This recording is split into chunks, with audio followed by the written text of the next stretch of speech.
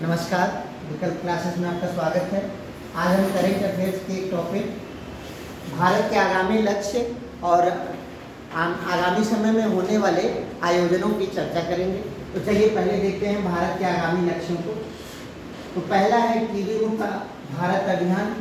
तो हमने टारगेट बनाया हुआ 2025 का 2025 का टारगेट बनाया गया और यह अभियान शुरू किया गया था 2022 में। और इसके लिए ना एक पोर्टल जारी किया गया है। क्या है? निक्षय पोर्टल। क्या जारी किया गया है? निक्षय पोर्टल। ठीक है ना। पहले भी भारत टीबी मुक्त हो चुका है, घोषित हो चुका है, लेकिन टीबी पुनः वापस आ गया। इस टीबी को कहते हैं MDR TB, multi drug resistant TB, जो दवा विरोधी टीबी है, यानी दवाओं का असर उस पर नहीं होता है। आप जानते हैं, ठीक है ना। टीबी की दवा क्या होती है? तो टीबी का सरकारी इलाज होता है, उसको कहा जाता है डॉट्स। क्या कहते हैं? डॉट्स कहते हैं। सरकार तमाम तरह की स्कीमों से डॉट्स लगवाती है। यहाँ तक कि अगर कोई टीबी का मरीज है तो उसे पोषण युक्त भोजन करने के लिए 500 रुपया महीना दिया जाता है। उसे पोषण युक्त भोजन करने के लिए 500 रुपया महीना दिया जाता है। तो ये प्रधानमंत्री टीबी मुक्त भारत अभियान 2022 में शुरू किया गया और इसके अंतर्गत 2025 तक भारत को टीबी मुक्त बनाने का लक्ष्य रखा गया है। ठीक है ना। आगे देखते हैं। सबके लिए आवास योजना, ये 2024 में इसका लक्ष्य रखा गया है। इसके लिए एक योजना चलाई गई, PM आवास योजना, और यह योजना शहरी क्षेत्रों में 2015 में चलाई गई और ग्रामीण क्षेत्रों में 2016 में शुरू की गई। कब शुरू की गई? 2016 में शुरू की गई। इसके लिए केवल एक शर्त है, परिवार की आय जो है 3 लाख रुपए वार्षिक से कम होनी चाहिए। अगर ऐसा होता है तो आप इस योजना के लिए पात्र हैं। ठीक है ना। तो सबके लिए आवास योजना का लक्ष्य कब तक है? 2024 तक का है। और PM आवास योजना शुरू की गई शहरी क्षेत्रों में 2015 में और ग्रामीण क्षेत्रों में 2016 में। ठीक है ना। और परिवार की आय कितनी नहीं होनी चाहिए? 3 लाख से ज़्यादा नहीं होनी चाहिए। ठीक है ना। आगे देखते हैं। हर घर जल अभियान, ये 2024 लक्ष्य रखा गया है कि हर घर पेयजल उपलब्ध करा दिया जाए। तो इसके लिए जल जीवन मिशन शुरू किया गया था 2019 में, और 2019 में ही में जल शक्ति मंत्रालय का भी गठन किया गया। 2019 में ही जल शक्ति मंत्रालय का गठन किया गया। इसके अंतर्गत ये लक्ष्य बनाया गया कि सभी घरों में शुद्ध पेयजल उपलब्ध करा दिया जाएगा 2024 तक। और इस लक्ष्य को प्राप्त करने वाला पहला राज्य बना था गोवा। ठीक है ना सर। आगे देखते हैं। फाइलेरिया मुक्त भारत अभियान 2027 में टारगेट रखा गया है फाइलेरिया मुक्त करने के लिए। फाइलेरिया जानते हैं, हाथी पांव बेकार जाता है, पैर फूल जाता है, बड़ा सा हो जाता है। और ये जो बीमारी होती है ये एनाफिलीज मच्छर से होती है। किस मच्छर से होती है? एनाफिलीज मच्छर से होती है। ठीक है ना। इससे उन्मूलन का लक्ष्य रखा गया है 2027 तक। आगे देखते हैं। 1 लाख मेगावाट परमाणु ऊर्जा उत्पादन का लक्ष्य रखा गया है 2047 तक। ये बहुत महत्वपूर्ण है। 1 लाख मेगावाट परमाणु ऊर्जा। मेगा का मतलब क्या होता है? 10/6 वाट। इतना उत्पादन क्षमता हो जाएगी हमारे पास कब तक? 2046 या 2047 तक हो जाएगी। अब आपको ध्यान रखना होगा कि भारत में इस समय कितने परमाणु रिएक्टर काम कर रहे हैं? 22। और नए रिएक्टर खोले जाएंगे और जो पुराने हैं उनकी क्षमता बढ़ाई जाएगी। जैसे देखिए गोरखपुर परमाणु संयंत्र बनाया जा रहा है, कहाँ पे? हरियाणा में। तो हमने टारगेट रखा है कब के लिए? 2047 के लिए। कितने उत्पादन का? 1 लाख मेगावाट परमाणु ऊर्जा उत्पादन का। आगे देखते हैं। 5 ट्रिलियन हरित हाइड्रोजन या ग्रीन हाइड्रोजन के उत्पादन का लक्ष्य हमने कब का रखा है? 2030 का रखा है। ग्रीन हाइड्रोजन क्या होता है? तो इसमें हमको देखना होगा कि ग्रीन हाइड्रोजन जो होता है यह जल के इलेक्ट्रोलिसिस से प्राप्त किया जाता है। ध्यान रखिएगा, जल के इलेक्ट्रोलिसिस से प्राप्त होता है। किससे प्राप्त होता है? जल के इलेक्ट्रोलिसिस से प्राप्त होता है। तो यहाँ जो इलेक्ट्रोलिसिस की जाती है उसका जो विद्युत मिलेगा वो नवीकरणीय ऊर्जा होनी चाहिए। कौन सी ऊर्जा होनी चाहिए? नवीकरणीय ऊर्जा से मिलनी चाहिए। यानी जैसे मान लीजिए पवन ऊर्जा से मिले, सौर ऊर्जा से मिले या जल विद्युत से मिले, ऐसे से मिलना चाहिए। ठीक है ना। तो उसे बोलते हैं ग्रीन हाइड्रोजन। तो ग्रीन हाइड्रोजन की परिभाषा हमारे सामने आ जाएगी कि जल के इलेक्ट्रोलिसिस से प्राप्त होगा, लेकिन उसमें जो विद्युत प्रयोग की जाएगी वो किसी न किसी नवीकरणीय ऊर्जा या गैर परंपरागत ऊर्जा स्रोत से आती है। ठीक है ना, यही है ग्रीन हाइड्रोजन की परिभाषा। और इसी के अंतर्गत भारत सरकार ने ग्रीन हाइड्रोजन मिशन शुरू किया हुआ है। ग्रीन हाइड्रोजन मिशन ये शुरू किया 2020, ठीक है ना। और इसी में लक्ष्य रखा गया है कि हम 5 मिलियन टन ग्रीन हाइड्रोजन उत्पादन करना शुरू कर देंगे। किस वर्ष से? 2030 से। तो यहाँ ग्रीन हाइड्रोजन की परिभाषा भी स्पष्ट रखना है कि ग्रीन हाइड्रोजन वो हाइड्रोजन होता है जो जल के इलेक्ट्रोलिसिस से प्राप्त होता है, लेकिन वह इलेक्ट्रोलिसिस किस प्रकार के विद्युत से होना चाहिए? नवीकरणीय ऊर्जा से होना चाहिए। नहीं तो कहीं ऐसा ना हो कि आप मान लीजिए इलेक्ट्रिक चार्जिंग स्टेशन पे जा रहे हैं और वहाँ पे आप जनरेटर चला करके इलेक्ट्रिक गाड़ियाँ चार्ज करा रहे हैं, तो कोई फायदा नहीं होगा। तो ये है ग्रीन हाइड्रोजन का कॉन्सेप्ट, ठीक है ना। पहले केवल हाइड्रोजन की बात होती थी, अब किसकी बात हो रही है? ग्रीन हाइड्रोजन की बात हो रही है। चलिए साहब अगला देखते हैं। 500 गीगावाट नवीकरणीय ऊर्जा के उत्पादन का लक्ष्य। अब देखिए मेगा जो था वो 10 पर 6 था, ठीक है ना, और गीगा जो होगा 10 पर 9। क्या होता है? 10 पर 9 होता है, यानी 500, इसको अरब बोल सकते हैं। क्या बोल सकते हैं? अरब बोल सकते हैं। गीगावाट नवीकरणीय ऊर्जा का उत्पादन। नवीकरणीय ऊर्जा किसे कहते हैं? जिसे हम रीयूज कर सकते हैं। क्या कर सकते हैं साहब? रीयूज कर सकते हैं। जैसे पवन ऊर्जा, ठीक है ना, जल विद्युत या सौर ऊर्जा या ज्वारी ऊर्जा या ओटेक ऊर्जा, ये सब ऊर्जा क्या हो सकती है? रीयूज की जा सकती है। तो इनके उत्पादन का लक्ष्य हमारे क्या रखा हुआ है? 500 गीगावाट रखा है। कब के लिए? 2030 के लिए। कब के लिए? 2030 के लिए। अभी जो स्थिति हमारे देश में है, सौर ऊर्जा उत्पादन में राजस्थान पहले नंबर पे है और पवन ऊर्जा उत्पादन में तमिलनाडु पहले नंबर पे है। और विश्व में अगर बात कर दें तो सौर और पवन दोनों में चीन पहले नंबर पे है, ठीक है ना। आगे देखते हैं। भारत द्वारा मानव अंतरिक्ष मिशन गगनयान प्रक्षेपित करने का लक्ष्य क्या रखा गया है? 2025 रखा गया है। कब रखा गया है? गगनयान भेजने का लक्ष्य 2025 रखा गया है। इसमें 4 अंतरिक्ष यात्री जाएंगे। कितने जाएंगे? 4 अंतरिक्ष यात्री जाएंगे, ठीक है ना। चारों का नाम घोषित हो चुका है, ठीक है ना। चारों का नाम क्या हो गया है? घोषित हो गया है। पहला नाम क्या है? ठीक है ना, पहले का नाम क्या है? अजीत, दूसरे का अंगद, तीसरे का प्रशांत और चौथे का शुभांशु। यही 4 लोग हैं ना। इनको हमने आपसे कहा था याद कीजिए डबल एपीएस। कैसे याद कीजिए? Double APS. अजीत कृष्णन, अंगद प्रताप, प्रशांत नायर और शुभांशु शुक्ला, ये 4 लोग जाएंगे, ठीक है ना। आगे देखते हैं। भारत द्वारा विकसित राष्ट्र होने का लक्ष्य मोदी जी घोषित किया है कि 2047 में हम क्या हो जाएंगे? विकसित राज्य हो जाएंगे। अभी हम तीसरी दुनिया के देश हैं या विकासशील देश हैं। अगला देखते हैं। भारत द्वारा सिकल सेल एनीमिया उन्मूलन का लक्ष्य कब का रखा गया है साहब? 2047 रखा गया है। एनीमिया क्या होता है? तो आप जानते हैं, खून की कमी को एनीमिया कहते हैं। और सिकल सेल एनीमिया जानते हैं आनुवंशिक रोग है।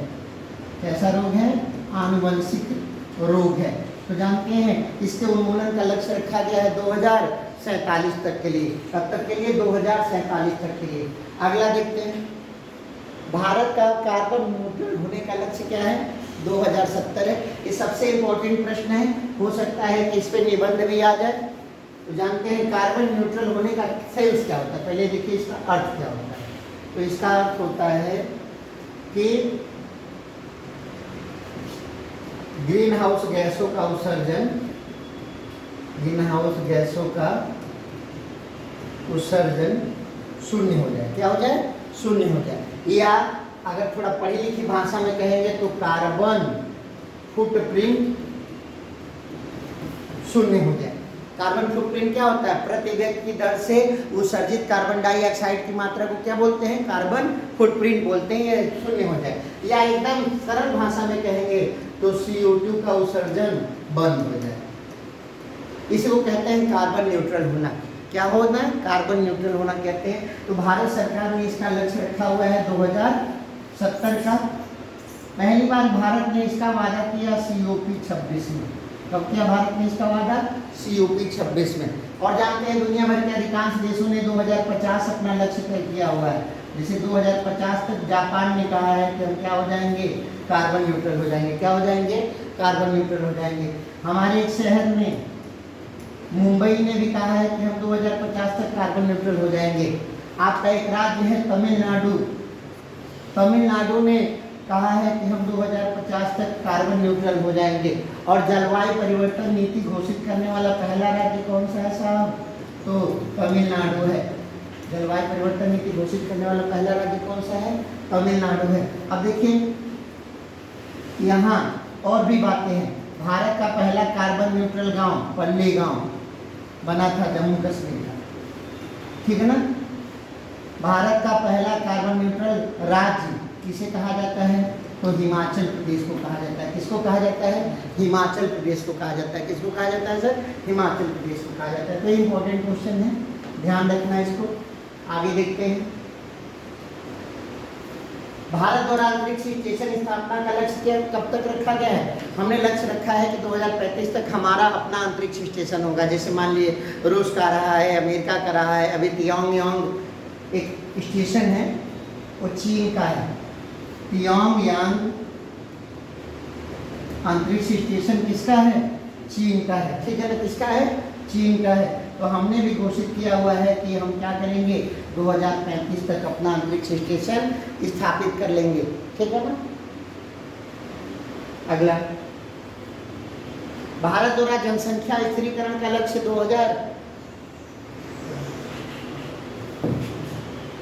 2070 तक रखा गया है। जनसंख्या स्थिरीकरण का मतलब क्या होता है? जन्म दर बराबर मृत्यु दर। तो ये हमने लक्ष्य रखा हुआ है कब तक के लिए? 2070 के लिए रखा हुआ है। पहले हमने 2045 तक रखा हुआ था, लेकिन बाद में हमने इसे चेंज कर दिया, 2070 कर दिया। आगे देखते हैं सर। भारत द्वारा मानव पे चंद्र मिशन भेजने का लक्ष्य कब का रखा गया है? 2040 में रखा गया। इंपॉर्टेंट सवाल है। भारत 3 बार चंद्र मिशन किया है। 2008 सफल, 2019 असफल और 2023 सफल। हम दक्षिणी ध्रुव पर पहुंचने वाले पहले देश बने, ठीक है ना। और अगला मिशन जो हमारा होगा ल्यूपेक्स नाम से होगा। ल्यूपेक्स चंद्र मिशन हम करेंगे। अगला जो होगा भारत का मिशन, उसका क्या नाम होगा? ल्यूपेक्स होगा, जिसे जापान की अंतरिक्ष एजेंसी झाक्सा और इसरो मिलकर करेंगे। कौन कौन? झाक्सा और इसरो मिलकर करेंगे, ठीक है साहब। अभी 2024 में नासा कर रहा है एक मानवयुक्त चंद्र मिशन, आर्टेमिस सेकेंड। कौन कर रहा है? नासा कर रहा है, जिसमें 4 अंतरिक्ष यात्री जा रहे हैं। कितने जा रहे हैं? 4 जा रहे हैं, जिसमें एक महिला जा रही है जो पहली महिला होंगी, क्रिस्टीना कोच। कौन जा रहा है? क्रिस्टीना कोच जा रही है, ठीक है सर। क्लियर है? आगे देखते हैं। COP क्या होता है? Conference of party. ये क्या है? जलवायु परिवर्तन पर सम्मेलन है। क्या है? जलवायु परिवर्तन पर सम्मेलन है। और देख ही रहे जलवायु परिवर्तन ने गदर किया हुआ है। ये आयोजित करता है, इसका नाम पूरा है United Nations framework on climate change, ठीक है ना। तो ये क्या है? यही करता है COP 28 आयोजित हुआ था 2023 में दुबई में। COP 29 आयोजित होने वाला है 2024 में बाकू अजरबैजान में। और COP 33 इंपॉर्टेंट कर लेंगे। COP 33 का हमने प्रस्ताव रखा है कि 2028 में कहाँ आयोजित किया जाए? भारत में आयोजित किया जाए, ठीक है सर। आगे देखते हैं। यूएनओ ने कौन सा वर्ष किस तरह से घोषित किया? तो देखिए यूएनओ ने कौन सा वर्ष किस तरह से घोषित किया? तो 2023 को यूएनओ ने कहा था मोटे अनाजों का वर्ष, या बाजरा वर्ष, या कदन्न वर्ष। कई नाम है इसके। कदन्न वर्ष, ठीक है ना। 2024 को यूएनओ ने किस तरह से घोषित किया? ऊंटों का वर्ष। ठीक है ना। 2025 को ग्लेशियरों का वर्ष और 2026 को चरवाहों का वर्ष। क्या क्या है? चरवाहों का वर्ष। तो 23 मोटे अनाज, 24 ऊंट, 25 ग्लेशियर और 26 चरवाहा। एक बात ध्यान रखेंगे, ऊंट और चरवाहा के बीच में ग्लेशियर घुसा देंगे। ऊंट और चरवाहे के बीच में क्या घुसा देंगे? ग्लेशियर घुसा देंगे। तो याद रखना है 23 बाजरा या कदन, 24 ऊंट, 25 ग्लेशियर और 26 चरवाहों का वर्ष। आगे देखते हैं। चीन द्वारा घोषित वर्ष 2024 ड्रैगन वर्ष। जानते हैं 12 जानवरों के नाम पर ये नाम रखते हैं, हर साल का एक नाम। और 2025 सांपों का वर्ष। ड्रैगन एक जीव होता था, काल्पनिक जीव है, जो सांप होता था, आग उगलता था। क्या करता था? आग उगलता था। ठीक है सर। आगे देखते हैं। ओलंपिक का आयोजन, क्रम याद रखिएगा, 33rd आयोजित हो रहा है कहाँ? 2024 में पेरिस फ्रांस में। 34वां होगा 2028 में लॉस एंजल्स अमेरिका में। और 35वां होगा 2032 में ब्रिस्बेन ऑस्ट्रेलिया में। इसको भी इंपॉर्टेंट रखेंगे, ठीक है ना। मिलान करने के लिए आ सकता है 33, 34, 35 ऐसे करके, ठीक है ना। आगे देखते हैं। एशियाई खेलों या एशियाड का आयोजन। तो एशियाड का आयोजन 2026 में नागोया जापान में होगा, 2030 में दोहा कतर में होगा और 2034 में रियाद सऊदी अरब में होगा। रियाद सऊदी अरब में होगा। आगे देखते हैं। क्रिकेट विश्व कप 2027 दक्षिण अफ्रीका, जिम्बाब्वे और नामीबिया में होगा और 2031 भारत और बांग्लादेश में होगा। भारत और बांग्लादेश में होगा। T20 क्रिकेट विश्व कप 2024 अभी होने जा रहा है, चीजें पहुंच चुकी हैं। वेस्ट इंडीज और अमेरिका में आयोजित होगा। 2026 में भारत और श्रीलंका में आयोजित होगा। और T20 महिला विश्व कप जो है वो 2024 कहाँ आयोजित होने वाला है? बांग्लादेश में। कहाँ पे आयोजित होने वाला है? बांग्लादेश में। फीफा विश्व कप 2026, फुटबॉल विश्व कप 2026 कहाँ? अमेरिका, कनाडा और मैक्सिको 3 देश मिलकर करेंगे। और 2030 जो है ये भी देखिए, स्पेन, पुर्तगाल और मोरक्को, ये 2 महाद्वीपों में होगा। मजे की बात है, देखिए क्या होगा? 2 महाद्वीपों में पहली बार ऐसा कोई विश्व कप आयोजित होगा जो 2 अलग अलग महाद्वीपों में खेला जाएगा। पुर्तगाल, स्पेन यूरोप में है और मोरक्को अफ्रीका में है। कहाँ पे है? अफ्रीका में है, ठीक है ना। और फीफा महिला फुटबॉल विश्व कप 2027 कहाँ पे आयोजित होगा? ब्राजील में होगा, ठीक है ना।